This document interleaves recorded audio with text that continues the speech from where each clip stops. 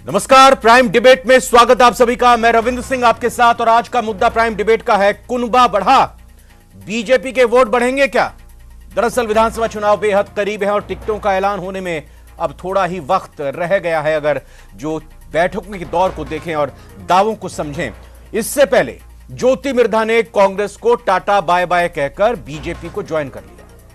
ज्योति के अलावा retired IPS Sawai Singh Chaudhary ने भी बीजेपी ज्वाइन की है। सवाई सिंह खींवसर से कांग्रेस के टिकट पर चुनाव लड़ चुके हैं। ज्योति मिर्धा ने बीजेपी का दामन थामा और कांग्रेस पर जमकर निशाना साधा। वहीं कांग्रेस ने कहा कि ज्योति मिर्धा पार्टी में सक्रिय नहीं थी। इधर बीजेपी ने कहा कि इससे पार्टी को फायदा होगा। तो इसी मुद्दे पर चर्चा करेंगे। पहले एक रिपोर्ट देखते हैं। चुनावी समर, बढ़ा बीजेपी का परिवार।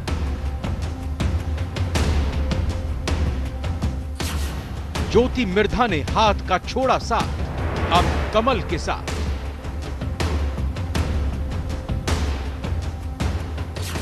ज्योति मिर्धा ने कांग्रेस पर जमकर निशाना साधा। हमारी पार्टी जो थी वो पिछले कुछ समय में हम लोग अपनी अपनी बात रखते गए। कभी सुनी जाती थी, कभी नहीं सुनी जाती थी, लेकिन उस दिशा से बिल्कुल विपरीत डायरेक्शन में मूव करने लगी थी। बीजेपी के राजस्थान में मजबूत होने का दावा। कांग्रेस ने कहा 4.5 साल से सक्रिय नहीं थी।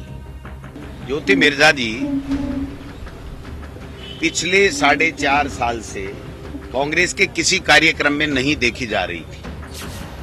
आरएलपी का तंज, अब ज्योति की जमानत जब्त होगी। वहाँ इसकी जमानत जब्त कराई थी मैंने 2014 के अंदर। इसके 17,000 वोट 18,000 आए थे और मेरे 60,000 के लगभग वोट आए। आज के इसके ज्वाइन करने से वहाँ कोई 5 वोट का फर्क नहीं पड़ने वाला नागौर के अंदर। कुनबा बढ़ा, बीजेपी के वोट बढ़ेंगे। तो आज की चर्चा में 4 खास मेहमान जुड़े हैं हमारे साथ। एक एक करके सबका परिचय कराते हैं। आशीष चतुर्वेदी जी प्रवक्ता हैं बीजेपी के, बहुत बहुत स्वागत आशीष जी आपका। किशोर शर्मा जी प्रवक्ता हैं कांग्रेस के, आपका भी किशोर जी स्वागत। शंकर लाल नारुलिया जी प्रदेश महामंत्री हैं आरएलपी के, शंकर लाल जी आपका भी स्वागत है। और हमारे साथ आशुतोष रावत जी वरिष्ठ पत्रकार के तौर पर हमारे साथ जुड़ चुके हैं। आशीष चतुर्वेदी जी, पहला सवाल आपसे करता हूं। ज्योति मिर्धा यानी नाथूराम मिर्धा की पोती, वो नाथूराम मिर्धा जो 6 बार सांसद, 4 बार विधायक रहे, राज्य और केंद्र सरकार में मंत्री रह चुके हैं। उनके देहांत के बाद उपचुनाव में उनके बेटे भानु प्रकाश मिर्धा सांसद बने। 2009 में ज्योति मिर्धा सांसद बनी। जैसा मैंने बताया कि ज्योति मिर्धा नाथूराम मिर्धा की पोती हैं। ज्योति मिर्धा के चाचा रिचपाल मिर्धा वो कांग्रेस में है। रिचपाल मिर्धा के बेटे यानी ज्योति मिर्धा के चचेरे भाई डेगाना से विधायक हैं। ज्योति मिर्धा की बहन श्वेता मिर्धा हरियाणा के पूर्व सीएम भूपेंद्र हुड्डा के बेटे और राज्यसभा सांसद दीपेंद्र हुड्डा की पत्नी हैं। आशीष जी, सवाल यह है कि बीजेपी तो परिवारवाद की राजनीति मिटाने के मिशन पर निकली है ना। देखिए रविंद्र जी, अभी आपने बहुत अच्छे से नाथूराम मिर्धा जी का जो राजस्थान में रहा है और वो राजस्थान के बहुत कद्दावर नेता रहे हैं। 6 बार लोकसभा के सांसद रहे, 4 बार विधानसभा के सदस्य रहे, मंत्री रहे और जिसे कहते हैं ना जमीनी नेता, धरती पुत्र अगर हम कहा जाए राजस्थान की राजनीति में जो सबसे कद्दावर नेता हैं उनमें से नाथूराम मिर्धा जी एक थे। और देखिए रविंद्र जी, मुझे ध्यान है हमने पिछले फ्राइडे को भी इसी पर एक चर्चा की थी, इसमें परिवार को लेकर के आपने चर्चा की थी। भारतीय जनता पार्टी का जो रहता है कि कांग्रेस जो है वो परिवारवादी पार्टी है, उसके सारे निर्णय में अगर हम बात करें तो एक परिवार का दखल होता है। ज्योति मिर्धा ऐसा नहीं कि कोई पहली बार राजनीति में आ रही हैं। आपने खुद ने बताया कि 2009 में वो सांसद रही हैं और मैं सुन रहा था अभी डोटासरा जी को जिस तरह से वो बौखलाहट नहीं, में आई बोल रहे कैसे हैं है कि वो सक्रिय नहीं है। ज्योति मिर्धा आई कैसे है, सवाल यह है ना सर। अगर आप एक परिवार पर बता रहे हैं कि कांग्रेस केंद्रित रहती है तो अगर हम इसी तरह से बात करें कि नागौर की राजनीति एक परिवार पर, मिर्धा परिवार पर केंद्रित रही है, इससे आप इंकार नहीं कर सकते। आप खुद कह रहे धरती पुत्र थे वो, उनके भाई, उनके बेटे, उनकी पोती, उनके मैं जवाब देता हूं, सब राजनीति में। देखिए रविंद्र जी,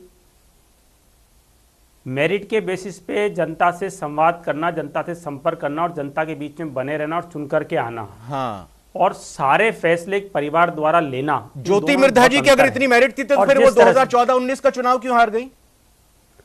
नहीं, देखिए वो खुद कह रही है ना कि वो स्वयं महसूस करती हैं कि वो गलत पार्टी में थी, उनकी बातें सुनी नहीं जा रही थी और देश में हमको ये समझना पड़ेगा रविंद्र जी, पिछले कई सालों में अगर हम बात करें तो वो लोग, वो सभी तमाम लोग जो ये मानते हैं कि मोदी जी के नेतृत्व में देश मजबूत हो रहा है और कांग्रेस अपनी मूल विचारधारा से भटक गई है, कांग्रेस में उनकी सुनी नहीं जाती है। और महिला सुरक्षा को लेकर के अभी देखिए, अभी किशोर जी से आप प्रश्न पूछिएगा कि दिव्या मदेरणा जी इनकी सिटिंग विधायक है, वो अपने आप को अगर असुरक्षित महसूस करती हैं और कांग्रेस अगर उनकी चिंताओं पे ध्यान नहीं देती है तो इसके लिए जिम्मेदार कौन है? खेल आप क्रिकेट मुझे का और आप बताइए बैडमिंटन यहाँ पर खेलने के लिए बात कर रहे हैं मेरे से। सरकार के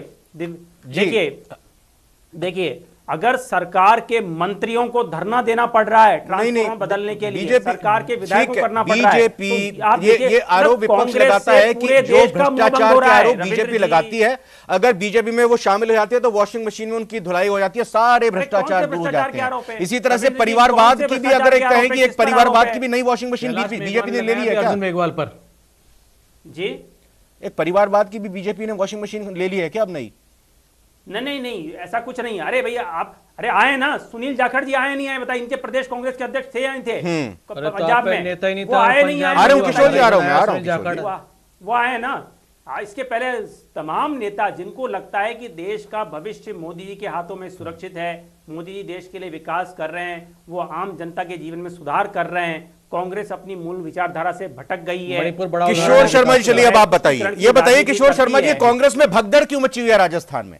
40 के करीब कांग्रेस के नेता बीजेपी में आ चुके हैं और बीजेपी महासचिव अरुण सिंह का यह कहना कि राजस्थान की जनता बदलाव का मन बना चुकी है और वो दर्शा रही है कि 40 नेता जिस तरह से कांग्रेस के बीजेपी में शामिल हुए हैं, क्या दिक्कत है? भगदड़ क्यों मची हुई है? या फिर आप सोच रहे हैं चलिए अच्छा है टिकट को लेकर क्लेश जितना कम हो उतना अच्छा है?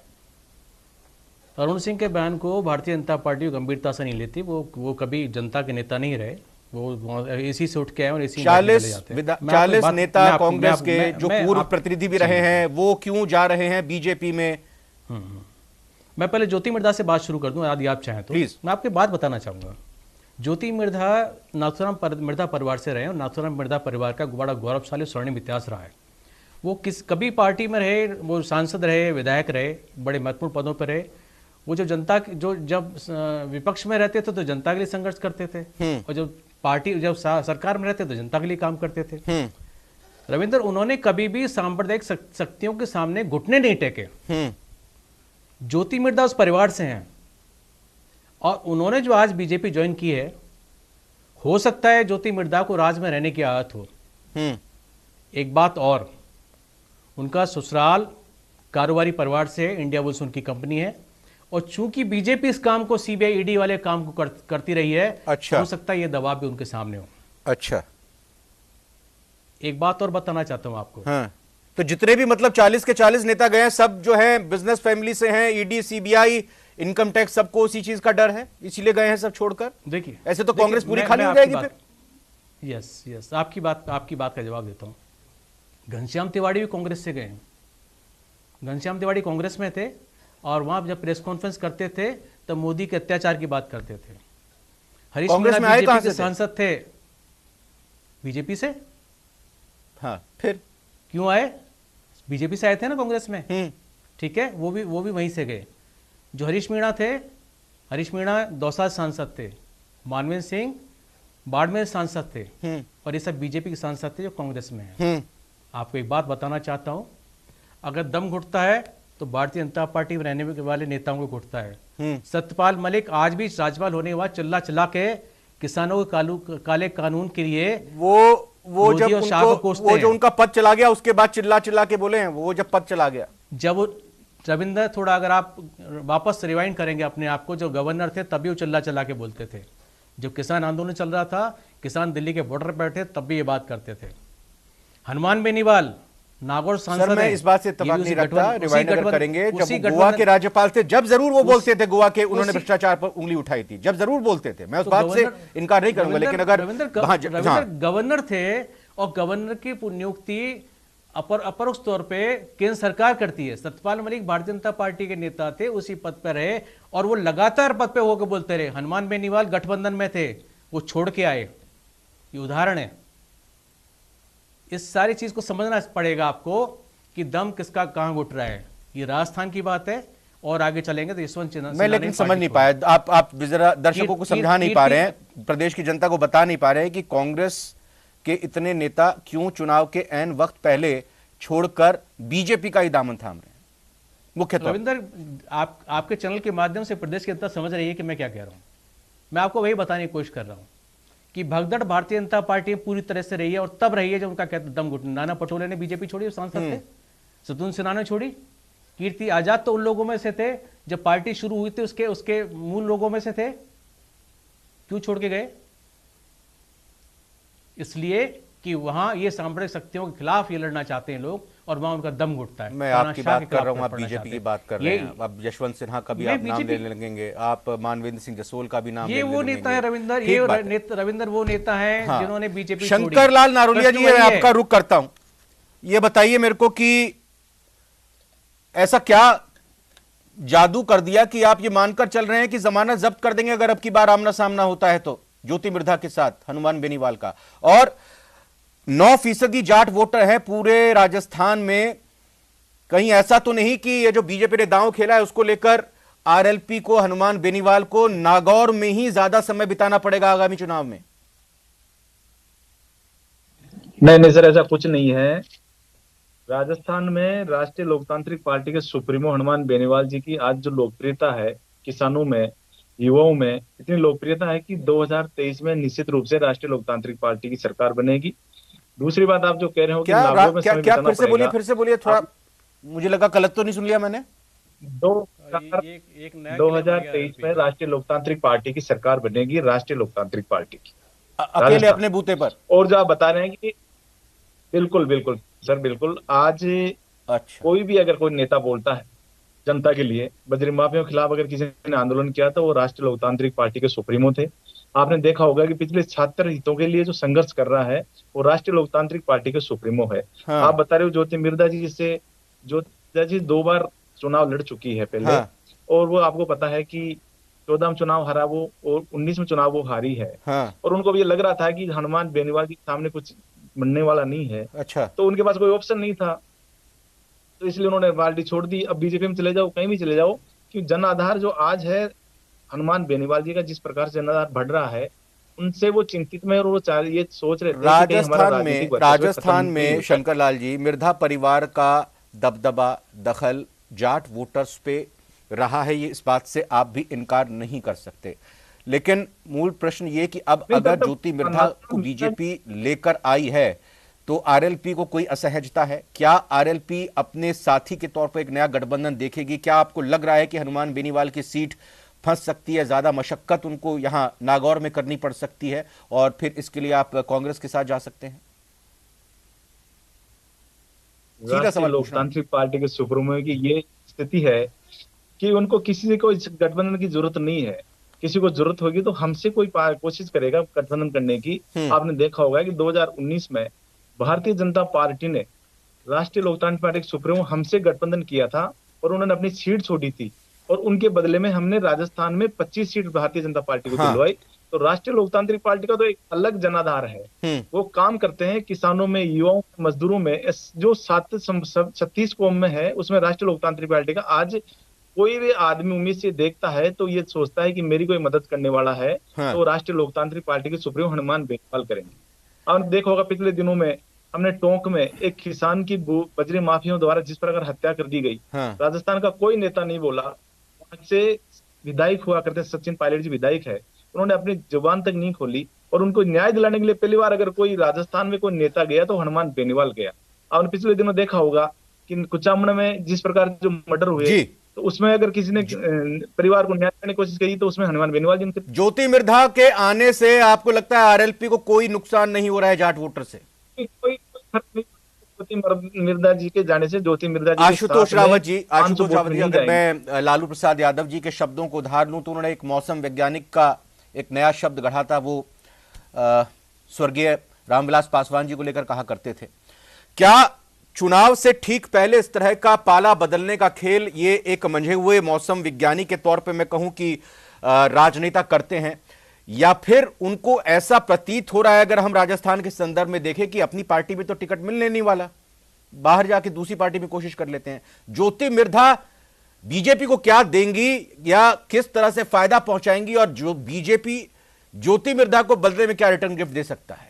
कैसे ज्योति मिर्धा फायदा उठा सकती है या फिर कैसे बीजेपी को कैसे फायदा वो देंगी?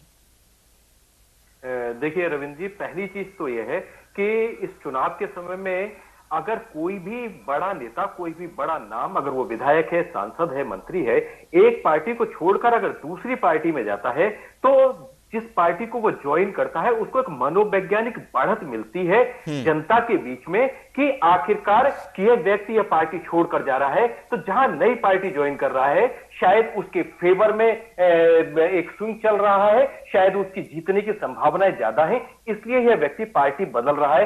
तो ज्योति मिर्धा के भारतीय जनता पार्टी ज्वाइन करने से भारतीय जनता पार्टी को निश्चित तौर पर फायदा होगा। दूसरी रही बात ज्योति मिर्धा की, तो देखिए ज्योति मिर्धा जैसा कांग्रेस के प्रवक्ता कह रहे थे वो बहुत सही कह रहे हैं कि एक बिजनेस घराने की बहू है, हालांकि उनका अपना पीहर राजनीतिक परिवार को डिपेंडेंट है, लेकिन उनका जो ससुराल है वो एक व्यवसायिक परिवार को बिलोंग करता है, इसलिए शायद कांग्रेस के लिए वो इतना हानिकारक उनका यह कदम होगा या नहीं होगा, लेकिन हनुमान बेनीवाल जी के लिए यह बड़ा खतरनाक स्टेप होने वाला है ज्योति मिर्धा जी का।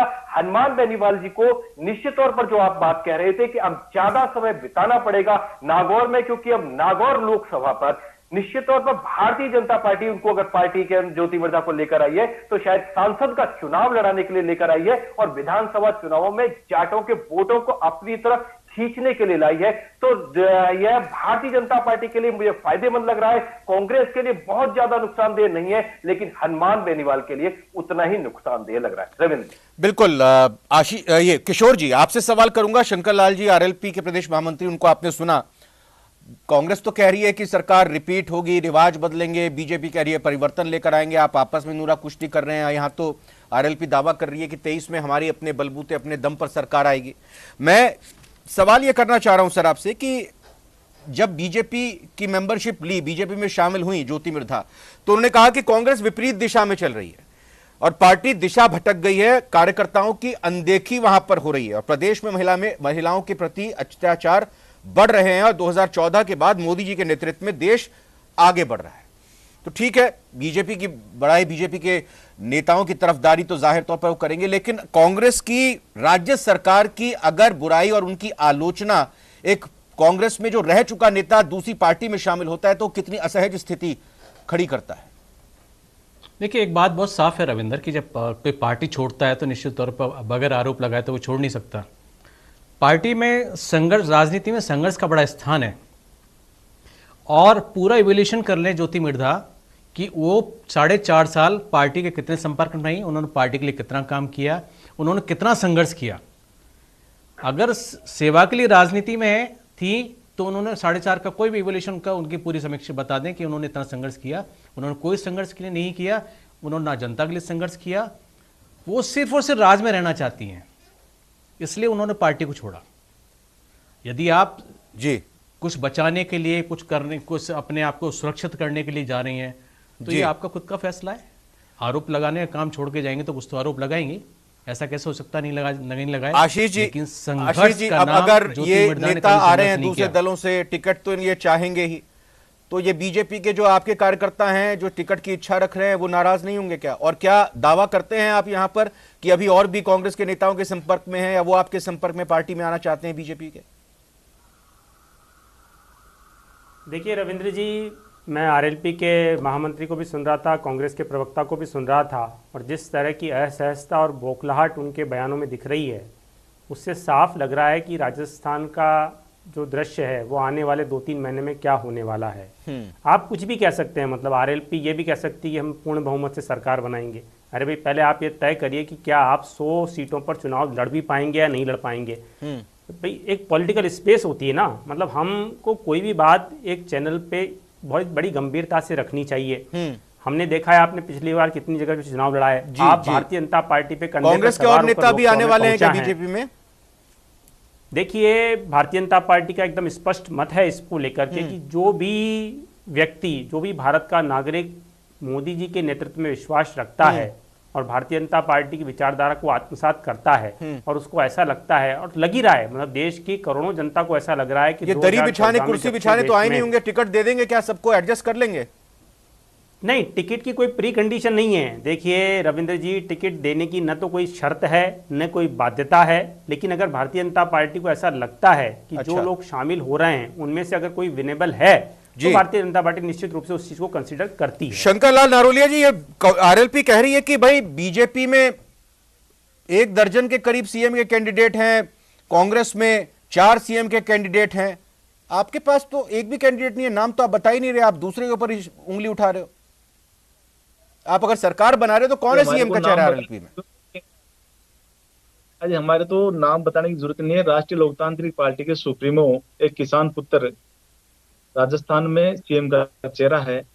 और आप देख रहे हो कि बीजेपी में जिस प्रकार से मुख्यमंत्री की लाइन लगी हुई है, और कांग्रेस में पिछले आपने 4.5 साल, 4.5 साल में देखा होगा कि सीएम के लिए कैसे लड़ रहे हैं। कोई हर नेता अपनी सीट बचाने के लिए थे। सचिन जी बोले मैं सीएम बन जाऊं, हनुमान बेनीवाल जी तो अभी तक नहीं कहा, वो तो हमेशा ये कह रहे हैं कि ये तीसरे गठबंधन की सरकार बनेगी। उन्होंने तो कभी नहीं कहा कि मैं मुख्यमंत्री, अपने आप को मुख्यमंत्री के तौर पर कभी प्रोजेक्ट नहीं कहा। ये आप हमें खबर दे रहे हैं बड़ी। बेनीवाल जी नहीं करे, जनता ने ये तय कर लिया है कि 2023 में राष्ट्रीय लोकतांत्रिक पार्टी की सरकार बनेगी। और अभी भाई साहब बोल रहे थे, आशीष जी भाई साहब बोल रहे थे, हनुमान बेनीवाल जी हैं मुख्यमंत्री पद के दावेदार हैं, आपका कहने का मतलब ये है, मतलब मुख्यमंत्री के लिए वो लड़ेंगे? बिल्कुल बिल्कुल सर। अच्छा, हाँ शंकर बिल्कुल जी, आरएलपी 25 पर लड़ी थी, 3 एमएलए बने। बोल रहे थे अभी कि राष्ट्रीय लोकतांत्रिक पार्टी की ये बोल रही कि 100 सीटों में चुनाव लड़ाएगी, नहीं लड़ाएगी। उनको पता होना चाहिए कि हमने 1 महीने पहले पार्टी बनाई थी। 29 अक्टूबर को हमारी पार्टी बनी जी, दिसंबर में चुनाव हुए, हमने 57 प्रत्याशी चुनाव लड़ाए और जनता ने हमें 14 लाख वोट दिए और हमने 3। अब ये आप गणित तो फिर इस गणित के हिसाब से तो अगर इस एवरेज निकालेंगे तो इतने महीने में इतने अगर बढ़ोतरी हुई है तो फिर 2023 के चुनाव में कितनी बढ़ोतरी होगी? फिर उसके बाद जब नतीजा आएंगे आप यही हवाला देंगे। अब तो आप सरकार बना रहे थे 5 मिनट पहले, अब आप जो है 0 से 14 लाख वोट की बात कर रहे हैं। आशुतोष रावत जी, आखिरी सवाल मेरा आपसे, क्लोजिंग रिमार्क है कि जैसे मैंने कहा, आशीष जी से सवाल किया कि जो ये नेता आ रहे हैं इनको कैसे एडजस्ट किया जाएगा, तो ये भगदड़ तो मचेगी, पाला बदल का खेल लगातार चलेगा, लेकिन एडजस्ट किस तरह से किया जाएगा और कितनी मुश्किल आएगी राजनीतिक दलों को? ये तो अच्छी बात है कि एक आप पॉजिटिव अप्रोच के साथ चल रहे हैं, क्योंकि पॉजिटिविटी जनता के मन में सकारात्मकता जा रही है कि जिसके पाले में ज्यादा लोग आ रहे हैं और जिसके पाले को ज्यादा छोड़ रहे हैं उसके प्रति नकारात्मकता आती है, जैसा आपने कहा। लेकिन इन लोगों को एडजस्ट कैसे कर लेंगे? देखिए रविंद्र जी, अगर किसी पार्टी की सरकार बनती है तो उसके पास तमाम तरह के बोर्ड और नगर और निगमों के अध्यक्ष के वो जिम्मेदारियां होती हैं, जिनको वो अपने चहेतों के बीच में बांट सकती है। तो अगर हम 1% यह मान करके चलें कि सारी परिस्थितियों के बीच में भारतीय जनता पार्टी अगली सरकार बनाती है, तो निश्चित तौर पर जो लोग भारतीय जनता पार्टी ज्वाइन कर रहे हैं उनको कम से कम लाल बत्ती तो दिख रही होगी, वो चाहे विधायक के नाते हो, सांसद के नाते हो, या किसी ऐसा नहीं हो रहा। भारतीय जनता पार्टी कोई सरकार नहीं बन रही, जनता ने मन बना लिया है। ठीक है किशोर जी, लेकिन वो जो, हाँ बिल्कुल मैं क्लोज कर रहा हूं। और बोर्ड और निगम की जो बात करें हैं, तो कांग्रेस ने पूरे बोर्ड और निगम में नियुक्ति भी समय पर नहीं की, उनको लग रहा है कि रिपीट होगी सरकार, उसके बाद देखेंगे। बहरहाल आप चारों का मैं धन्यवाद करूं। जो प्राइम डिबेट का सवाल था उसको भी दर्शकों को और आपको बता देता हूं। सवाल यह था कि ज्योति मिर्धा के शामिल होने से बीजेपी को फायदा होगा क्या? 37% लोगों ने कहा है हाँ फायदा होगा, और उससे ज्यादा प्रतिशत जो निकलकर सामने आ रहा है 63% लोगों ने कहा है कि नहीं कोई फायदा नहीं होगा। लेकिन यह जाहिर सी बात है, यह भारतीय राजनीति का तासीर कहें कि राजनीति में, भारतीय राजनीति में अंतरात्मा की आवाज जो निकल कर आती है वो टाइमिंग देखकर आती है। फिलहाल प्राइम डिबेट में आज इतना।